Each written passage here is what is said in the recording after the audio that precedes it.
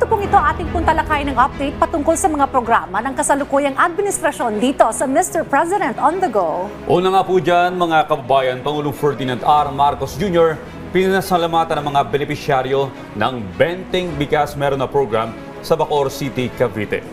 Ikinatuwa ng mga benepisyaryo ng Benteng Bigas Meron na program ang pagtupad ng Administrasyong Marcos Jr. sa isa sa campaign promises ng Pangulo. At yan ay ang gawing aabot kaya ang bigas para sa mga Pilipino. Sa Zapote Public Market, nasa 2,500 beneficiaries mula sa vulnerable sectors, kabilang na ang senior citizens, solo parents, persons with disabilities at miyembro ng Pantawid Pamilyang Pilipino program ang pumila sa kadiwa ng Pangulo Outlet para makabili ng murang bigas. Ang isa nga po sa mga senior citizen beneficiaries, pinasalamatan si Pangulong Marcos Jr.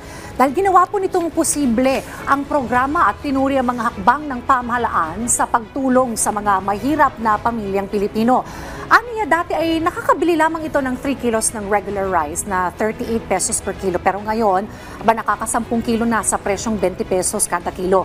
Blessing aniya ito sa kanila nasa ilalim po ng poverty line. Ayon po sa Department of Agriculture, 500 sacks ng bigas ang inihanda para sa naturang programa at inaantay na muli ng mga residente ng Bacoor kung kailan ang mga susunod na schedule na iaanunsyo po ng lokal na pamahalaan.